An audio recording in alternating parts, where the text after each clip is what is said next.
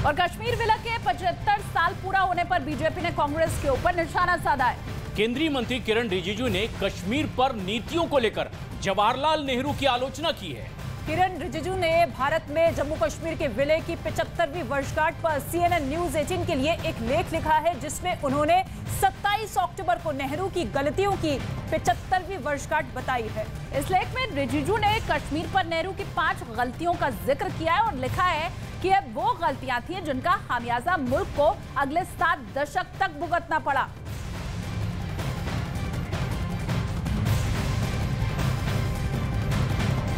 तो कश्मीर विलय के 75 साल पूरे होने के मौके पर बीजेपी ने सीधे सीधे कांग्रेस पर निशाना साधा है। केंद्रीय मंत्री किरण रिजिजू ने कश्मीर पर नीतियों को लेकर के जवाहरलाल नेहरू की आलोचना की है।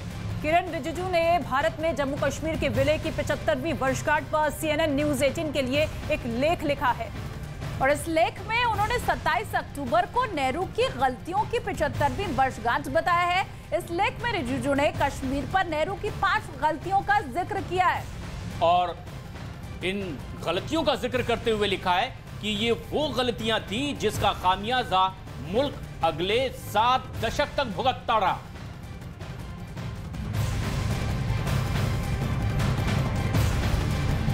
CNN न्यूज 18 के लिए यह लेख किरण रिजिजू ने लिखा है और इसमें कश्मीर के मुद्दे पर उन्होंने अपनी बात रखी है। कश्मीर पर नीतियों को लेकर जवाहरलाल नेहरू की सीधी आलोचना इस लेख में की गई है। किरण रिजिजू ने भारत में जम्मू कश्मीर के विलय की 75वीं वर्षगांठ के मौके पर CNN न्यूज 18 के लिए यह लेख लिखा है और इसमें 27 अक्टूबर को नेहरू की गलतियों की 75वीं वर्षगांठ बताया गया है। इस लेख में किरण रिजिजू ने कश्मीर पर नेहरू की 5 गलतियों का जिक्र किया है।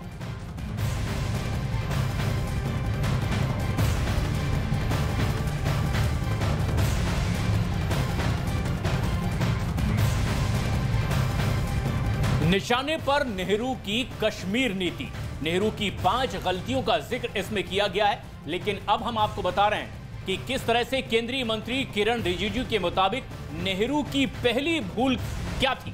किरण रिजिजू के मुताबिक जब कश्मीर के राजा हरि सिंह भारत में विलय को तैयार थे, तब नेहरू ने उस मामले में कोई कदम नहीं उठाया था। उस मामले में अपने कदम लटका दिए थे। नेहरू के लिए अपने दोस्त शेख अब्दुल्ला को सत्ता देना ज्यादा महत्वपूर्ण था, न कि भारत में विलय। अगर जुलाई 2074 में ही कश्मीर का विलय हो गया होता तो कश्मीर का इतिहास कुछ और होता। 47 का जिक्र यहां पर किया गया है। तो आज पीओके नहीं होता अगर जुलाई 1947 में ही कश्मीर का विलय हो गया होता।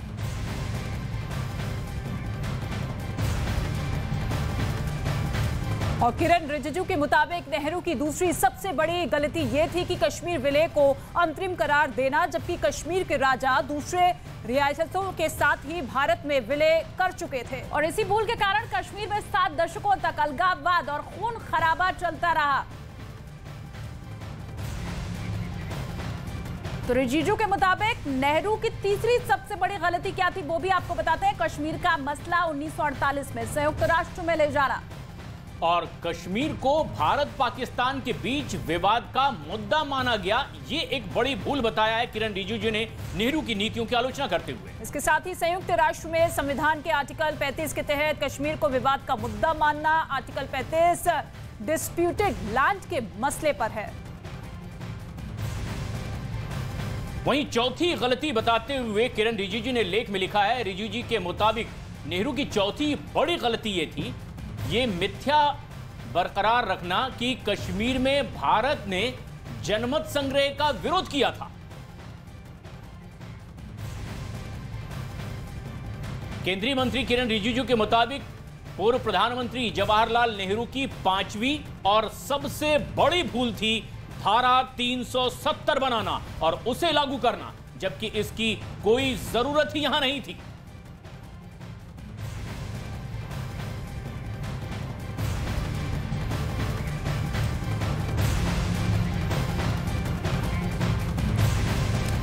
और इस वक्त मेरे साथ मेरे वरिष्ठ सहयोगी अमिताभ सिन्हा जी मौजूद है। सीधे लाइव उनका रुख कर लेते हैं अमिताभ जी, क्योंकि सबसे बड़ा सवाल यही उठ रहा है कि किरण रिजिजू ने जो आर्टिकल लिखा है कश्मीर को लेकर, नेहरू पर जो आरोप लगाए गए हैं, उसका आधार क्या है, क्या आप मानते हैं? देखिए, सबसे पहले ये तो विपक्ष सवाल उठाएगा कि इसका आधार क्या है। इतने बड़ा लेख लिख दिया, नेहरू की भूलें बता दी है। जब कांग्रेस का ये दावा है कि नेहरू नहीं होते तो शायद कश्मीर भारत का इतना बड़ा हिस्सा नहीं होता। लेकिन सबसे बड़ी जो बात है जो किरण रिजिजू ने की है, उसमें वेल रिसर्च ये लेख है। इसमें सबसे जो पहला है वो 24 जुलाई 1952 को प्रधानमंत्री, तब के प्रधानमंत्री जवाहरलाल नेहरू का संसद में लोकसभा में दिया हुआ स्पीच है, जिसमें उन्होंने माना है कि जुलाई की में जब एनेक्सेशन के लिए तैयार हो गए थे महाराजा हरि सिंह, तब उन्होंने उस फैसले को लेने में उन्होंने देरी दिखाई थी। दूसरा, जो नेहरू के सिलेक्टेड वर्क्स ऑफ नेहरू हैं उस साल के 1947 के उसको भी आधार मानकर किरण रिजिजू ने अपना लेख आगे बढ़ाया है। तीसरा, United nation commission of India के 1949 में जो भारत ने उनको चिट्ठी लिखी प्लेबिसाइट को लेकर, वो चिट्ठियां भी किरण रिजिजू ने पढ़ी हैं और इसका उन्होंने जिक्र किया है। और जो कॉन्स्टिट्यूशनल असेंबली जो बन रही थी रिपब्लिक बनाने के लिए, कॉन्स्टिट्यूशन बनाने के लिए, उसमें जो कश्मीर को लेकर डिबेट चले थे उसका भी जिक्र किया है। उसमें जो लोगों ने दलीलें दी थी कश्मीर को लेकर, तो एक वेल रिसर्च पेपर है। इसमें बस एक सरकार की कोशिश है, प्रधानमंत्री की कोशिश ये है कि 370 बदलकर उन्होंने कश्मीर की जनता को हक दिया है, उस नैरेटिव को बदलना, ताकि आने वाली पीढ़ियां याद रखें कि कश्मीर में जो भूल हुई थी मोदी सरकार उसको सुधार रही है। बिल्कुल। अच्छा अमिताभ, ये पहली बार नहीं है जब कश्मीर के ऊपर कुछ लिखा या अपनी राय व्यक्त की गई हो। अब तक कश्मीर पर जो लिखा या बोला जाता रहा है उसको लेकर भी आगे आपसे सवाल जवाब हम करेंगे, लेकिन ये जो आर्टिकल CNN न्यूज़ 18 के लिए किरण रिजिजू ने लिखा है वो आगे विवादास्पद जरूर हो सकता है। देखिए, किरण रिजिजू के बाद बीजेपी प्रवक्ता गौरव भाटिया ने भी कांग्रेस के ऊपर हमला बोल दिया है और उन्होंने कहा है कि कांग्रेस हमेशा से जवाहरलाल नेहरू की गलतियों को छिपाती आई है।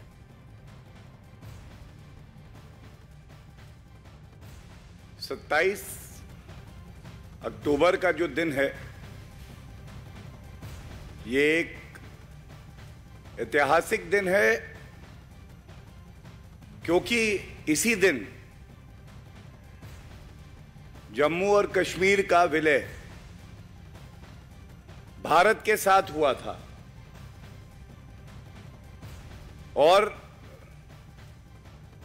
जब इस दिन को याद किया जाता है तो यह भी याद करना अति आवश्यक है किस तरह से भारत के पहले प्रधानमंत्री स्वर्गीय जवाहरलाल नेहरू जी ने 5 ऐसी बड़ी गलतियां करी, भूल करी, जिसकी एक बड़ी कीमत हमारे देश को, देशवासियों को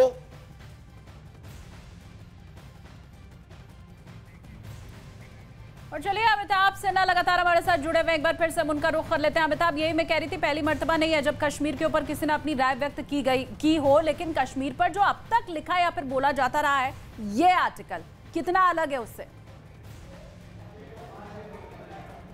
देखिए, बिल्कुल अलग है। और ये एक ऐसा नैरेटिव सेट करने की तैयारी है जो कश्मीर में अब सत्ता वापस सौंपने की तैयारी हो रही है, वहाँ चुनाव की तैयारी हो रही है। ऐसे में वहाँ की जनता को ये जानना जरूरी है कि मोदी सरकार ने पिछले 8 साल में जो उन्होंने 370 हटाकर, आर्टिकल 35 से, धारा 35 से हटाकर डिस्प्यूटेड टेरिटरी वाला इशू ही हटा दिया है, 370 खत्म कर दिया है। जो नेहरू ने 5 जो ऐतिहासिक भूलें किरण रिजिजू गिना रहे हैं, अगर उनसे हटकिनारा करते हुए प्रधानमंत्री मोदी ने जो राह पकड़ी है, वो इसको कश्मीर को खून खराबे से दूर एक शांति के रास्ते पर ले जाएगा, कश्मीर को देश की मुख्य धारा में जोड़ेगा और कश्मीर को आगे बढ़ाएगा। और मुझे लगता है कि इसी की तैयारी पूरी तरह से हो रही है और प्रधानमंत्री मोदी की सरकार कर रही है, ताकि जो तब के प्रधानमंत्री नेहरू ने जो गलती की थी अपने मित्र शेख अब्दुल्ला के लिए। उनके यही आरोप लगाया कि शेख अब्दुल्ला के चक्कर में उन्होंने डिले किया था कश्मीर का विलय भारत में, ताकि सत्ता उधर सौंपी जा सके। यही आरोप है। प्लेबिसाइट का जनमत संग्रह के लिए यूनाइटेड नेशन में जाना, यूनाइटेड नेशन में कश्मीर का मसला उठाना, इन तमाम मुद्दों को उठाकर ये साबित करना है कि कांग्रेस की तरफ से जो ऐतिहासिक भूलें हुई हैं उसको ये सरकार सुधार रही है, और आने वाली पीढ़ियां जो कश्मीर की, वो ये सही इतिहास जाने। ठीक है, बहुत शुक्रिया अमिताभ इस तमाम जानकारी के लिए। तो 27 अक्टूबर के मद्देनजर बीजेपी की तरफ से, क्योंकि गौरव भाटिया को भी आपने सुन लिया, और CNN न्यूज 18 के लिए जो आर्टिकल लिखा है किरण रिजिजू ने, उसमें सीधे तौर पर नेहरू की नीतियों पर सवाल उठाया गया। हम थे, हम हैं और हम ही रहेंगे।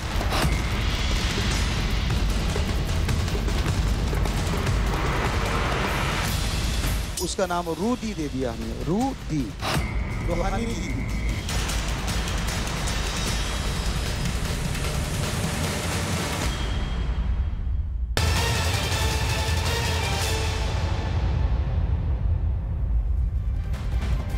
डेरा सच्चा सौदा प्रमुख गुरमीत राम रहीम 40 दिन के पैरोल पर जेल से बाहर आए हैं और रोज वो ऑनलाइन सत्संग भी कर रहे हैं। और ऐसे में राम रहीम ने हनीप्रीत को लेकर बड़ा बयान दिया है। राम रहीम ने हनीप्रीत का नाम बदलकर रूहानी दीदी कर दिया है। इसके साथ ही अपने सत्संग में डेरा प्रमुख के तौर पर खुद को ही उन्होंने बताया है, जिसके बाद सवाल उठ रहा है कि आखिर राम रहीम ने अचानक से हनीप्रीत का नाम बदला क्यों।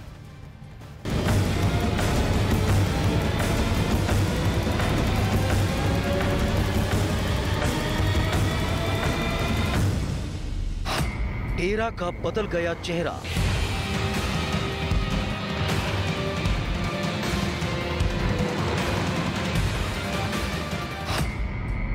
या फिर राम रहीम कर रही का राज। हम थे, हम हैं और हम ही रहेंगे।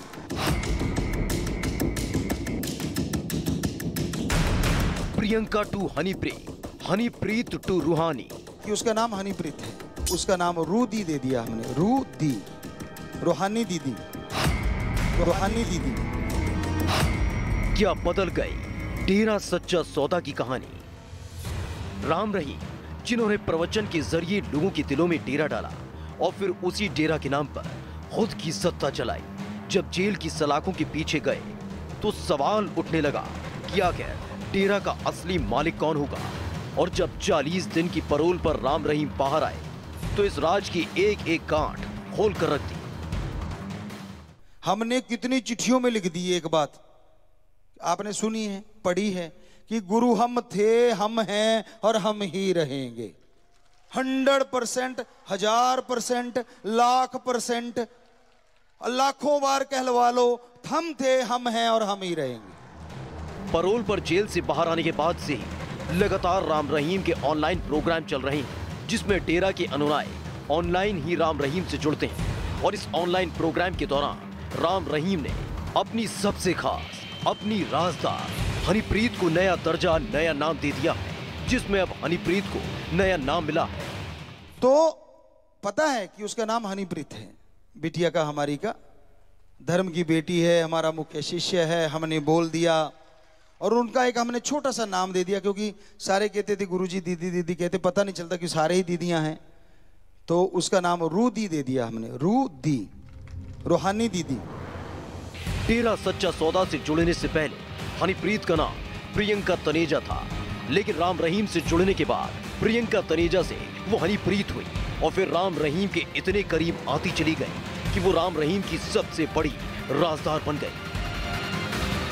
जब राम रहीम पर शिकंजा कसा था तो वो हनीप्रीत ही थी, जिन पर भी कई आरोप लगे थे और जेल तक जाना पड़ा था। इस दौरान हनीप्रीत से कई घंटों तक पूछताछ भी हुई थी, जिसके बाद लगने लगा था कि डेरा में सत्ता परिवर्तन होता है तो उसकी कमान हनीप्रीत के हाथों में आ सकती है। जेल से पैरोल पर बाहर आने के बाद एक बार उसी रंग में रंगे नजर आए राम रहीम, और वही लाइमलाइट से दूर हो चुकी हनीप्रीत फिर से चर्चा में आ गई, क्योंकि राम रहीम ने अपने ऑनलाइन सत्संग में ऐलान कर दिया कि हनीप्रीत को अब रूहानी दीदी के नाम से जाना जाएगा। यानी कि डेरा में राम रहीम के बाद हनीप्रीत और रूहानी दीदी का दबदबा होगा। डेरा की टोर राम रहीम के पास। जैसे ही हनीप्रीत का नाम रूहानी दीदी बदलने का ऐलान हुआ, चर्चा होने लगी कि राम रहीम को एक बार फिर से पेरोल खत्म होने के बाद जेल जाना पड़ेगा। ऐसे में डेरा की डोर हनीप्रीत के हाथों में देकर जाने का प्लान है, जिससे डेरा का संचालन किसी और के हाथ में न चला जाए। लेकिन जब इसी को लेकर सवाल उठने लगे तो राम रहीम ने साफ कर दिया कि सिर्फ नाम बदला है, काम नहीं। डेरा की डोर कल भी राम रहीम के हाथों में थी और अब भी डेरा का चेहरा राम रहीम ही होंगे। हमने कितनी चिट्ठियों में लिख दी एक बात, आपने सुनी है, पढ़ी है कि गुरु हम थे, हम हैं और हम ही रहेंगे। 100%, 1000%, लाख%, लाखों बार कहलवा लो, हम थे, हम हैं और हम ही रहेंगे। लेकिन इस नाम बदलने के पीछे की असली वजह क्या है, ये बताने से राम रहीम कतराते रहे और बस खुद को डेरा का सर्वे सर्वा बताते हुए साफ कर दिया, अगर किसी ने भी डेरा की सत्ता हासिल करने का सपना देखा है तो उस सपने को भुला दे, जेल में रहकर ही सही, लेकिन राम रहीम ही डेरा सच्चा सौदा के असली और इकलौते चेहरे हैं।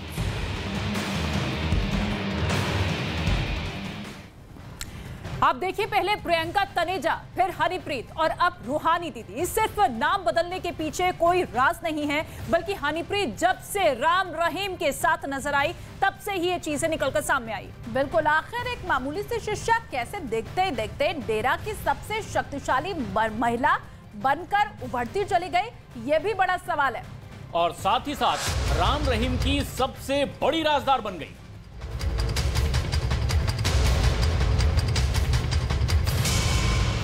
राम रहीम की सबसे बड़ी राजदार,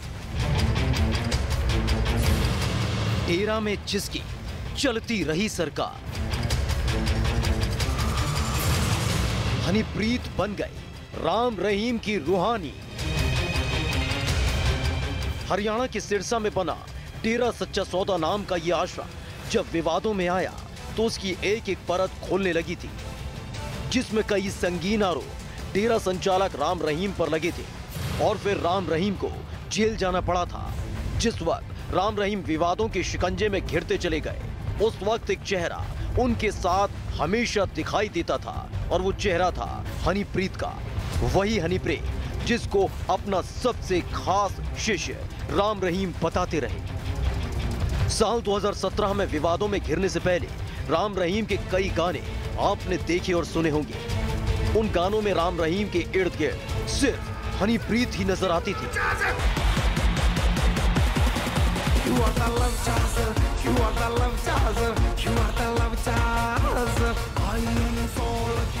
और जब राम रहीम के जेल जाने की बारी आई थी तो जिस हेलीकॉप्टर में राम रहीम सवार थे, उसी हेलीकॉप्टर में हनीप्रीत दिखी थी, जिसके बाद वो गायब हो गई और फिर उसे ढूंढने के लिए हरियाणा पुलिस को काफी हाथ पांव मारने पड़े थे।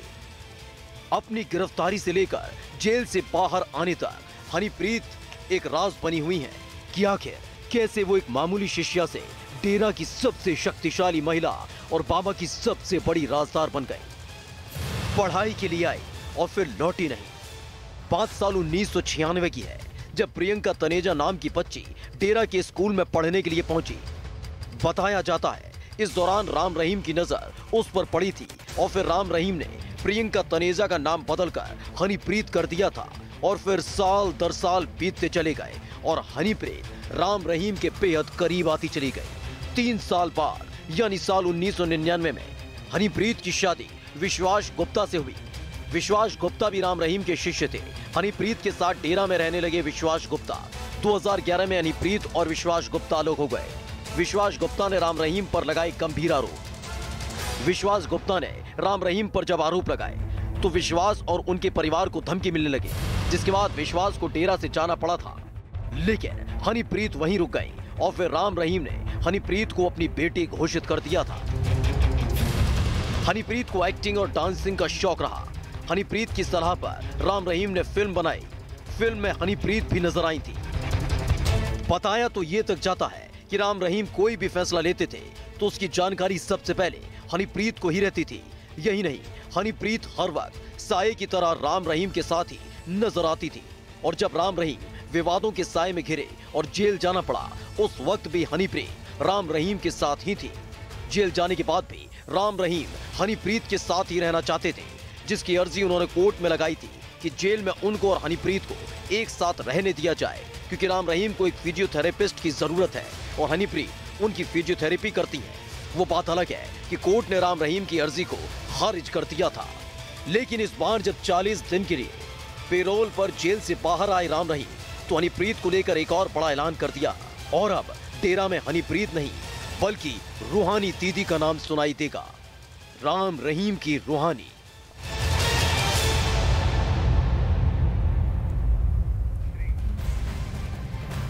तो राम रहीम ने हनीप्रीत का नाम बदल दिया है, लेकिन आगे चलिए आपको ये बता देते हैं कि आखिर हनीप्रीत कौन है जो कि अब डेरा में रूहानी दीदी के नाम से जानी जाएंगी।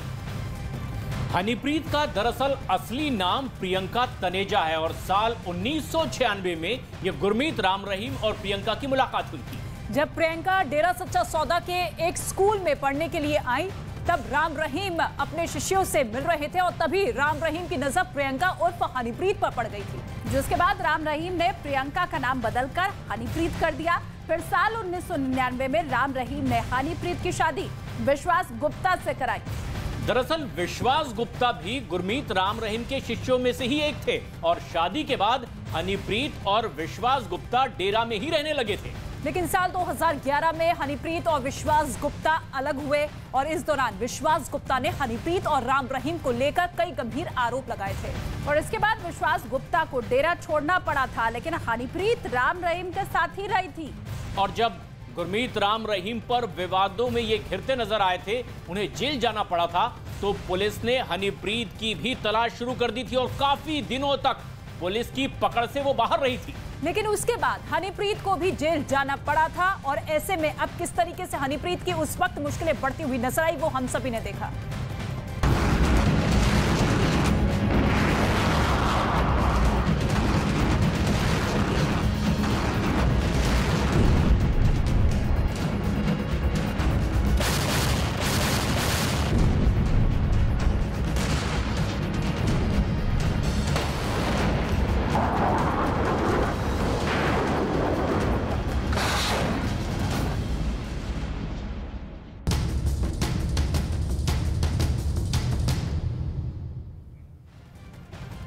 और एक बेहद अहम और बड़ी खबर, रूस यूक्रेन युद्ध से जुड़ी हुई। पुतिन अब जिस स्तर पर तैयारियों में जुटे हुए हैं, उससे एक बात तो बिल्कुल साफ है कि वो जंग के किसी भी मोर्चे के लिए पूरी तरह से तैयार हैं। अब रूस की तैयारियों की वो तस्वीर आप देखिए जिसमें समंदर के बीच से सैन्य शक्ति को परखा गया।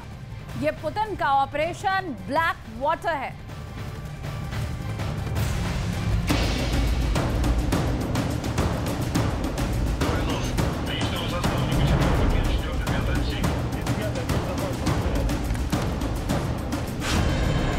समंदर की लहरों पर ताकत की नुमाइश।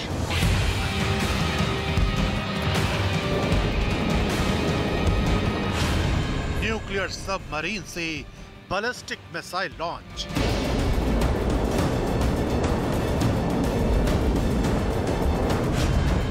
नेटो को पुतिन की समुद्री चेतावनी।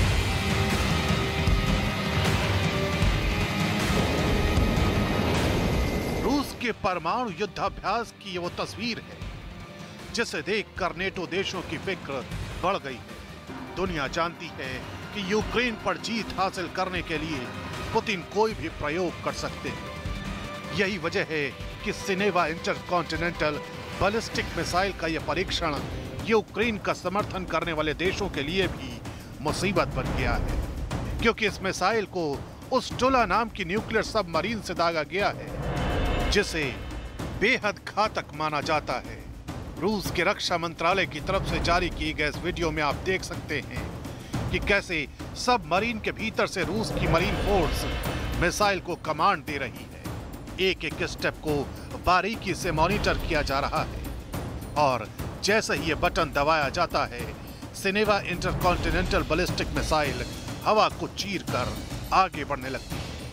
14.8 मीटर लंबी ये मिसाइल कितनी खतरनाक है, इसका अंदाजा ऐसे ही लगाया जा सकता है कि ये 8,300 किलोमीटर तक मार कर सकती है। यानी ये मिसाइल रूस से सीधे अमेरिका को टारगेट कर सकती है। यानी समंदर से शक्ति प्रदर्शन का मतलब साफ है कि पुतिन सीधे तौर पर उस अमेरिका को आंख दिखा रहे हैं जो बार बार यूक्रेन के ढाल बनकर पुतिन के सामने आ रहा है। यही वजह है कि पुतिन अमेरिका को लगातार ये दिखाना चाहते हैं कि उनके ऊपर न तो अमेरिका की किसी धमकी का कोई असर है और न ही नेटो देशों की ताकत।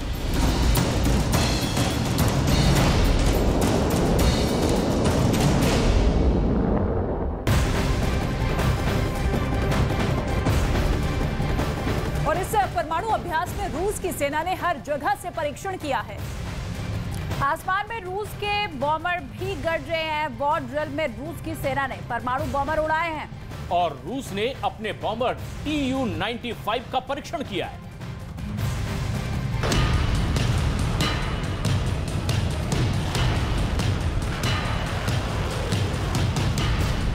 पुतिन ने परमाणु बॉम्बर से दी चेतावनी।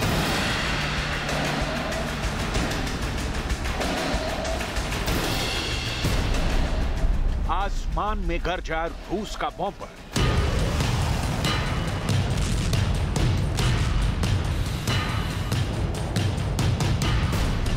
पुतिन का Tu-95 मचाएगा तबाही।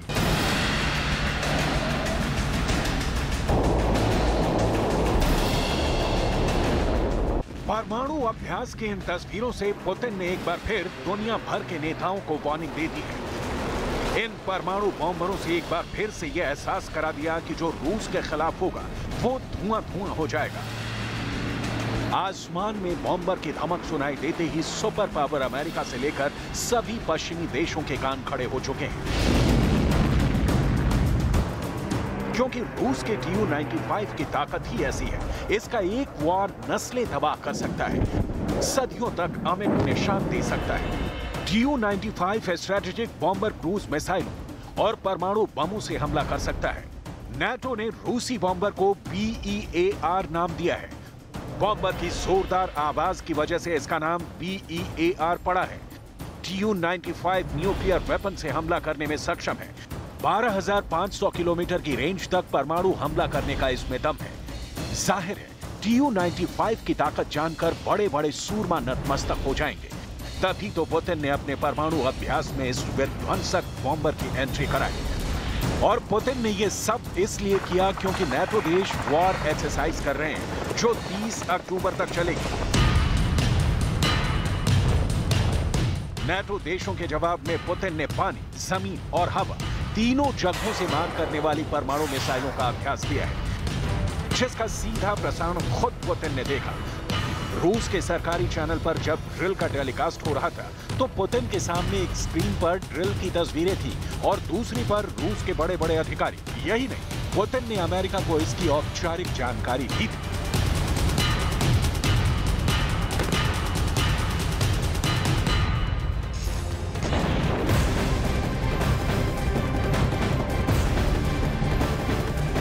तो रूस के राष्ट्रपति एक्शन में है और अमेरिका की धमकियों को दरकिनार करते हुए परमाणु ड्रिल शुरू कर दी है। और पुतिन की ये ड्रिल इवानवा प्रांत में हुई है, जिसमें करीब 1000 सैनिकों ने हिस्सा लिया है। इस ड्रिल में रूस की Yars intercontinental ballistic missile launcher के साथ ही प्रैक्टिस की गई है। यार्स बैलिस्टिक मिसाइल इतनी ज्यादा घातक है कि वो किसी भी महाद्वीप पर हमला करने में सक्षम है। इसकी रेंज 11,000 किलोमीटर है। पुतिन ने परमाणु एक्सरसाइज करके बाइडेन को यह मैसेज दे दिया है कि वो डरने वाले नहीं है।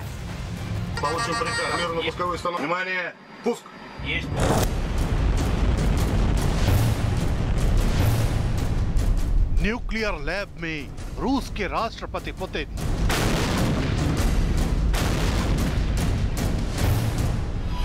पुतिन ने दागी बैलिस्टिक मिसाइल,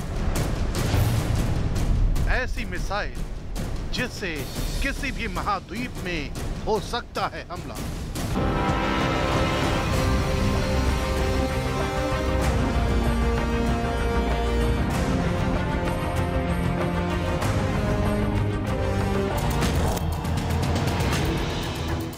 रूस के राष्ट्रपति पुतिन ने महज 3 सेकंड में ऐसी मिसाइल लॉन्च कर दी जिसे खौफ का दूसरा नाम कहा जाता है।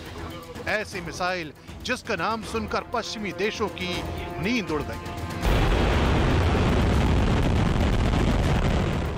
ऐसी मिसाइल जिससे रूस सिर्फ यूक्रेन नहीं बल्कि अमेरिका तक निशाना साध सकता है।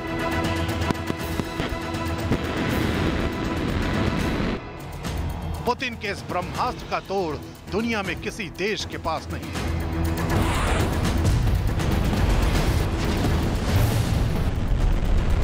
यार्स बैलिस्टिक मिसाइल, काम टारगेट मिनटों में खाक, रीच 11,000 किलोमीटर, रफ्तार 24,500 किलोमीटर प्रति घंटा। रूस ने अपने परमाणु अभ्यास में यार्स बैलिस्टिक मिसाइल का ट्रेलर दिखा दिया है।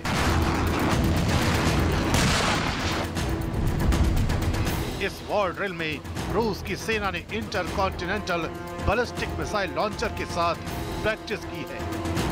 ये तस्वीरें रूस के इवानोव प्रांत की है, जहां पर ये परमाणु अभ्यास किया गया। पुतिन खुद इसकी मॉनिटरिंग कर रहे थे।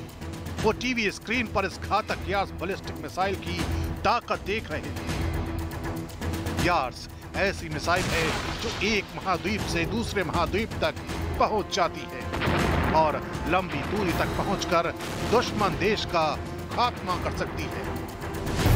और इसके लिए पुतिन ने अपने देश में 15 मिसाइल बेस तैयार कर रखे हैं। हर बेस पर परमाणु हथियारों से लैस मिसाइलें तैनात हैं। रूस ने अपने अधिकांश मिसाइल बेस पश्चिम में बना रखे हैं ताकि अगर यूक्रेन पर परमाणु हमला करना हुआ तो आसानी से हमला हो सके। बाइडेन की चेतावनी के बावजूद पुतिन ने यह परमाणु अभ्यास करके साफ कर दिया है कि वो अमेरिका या नेटो देशों से डरने वाले नहीं हैं।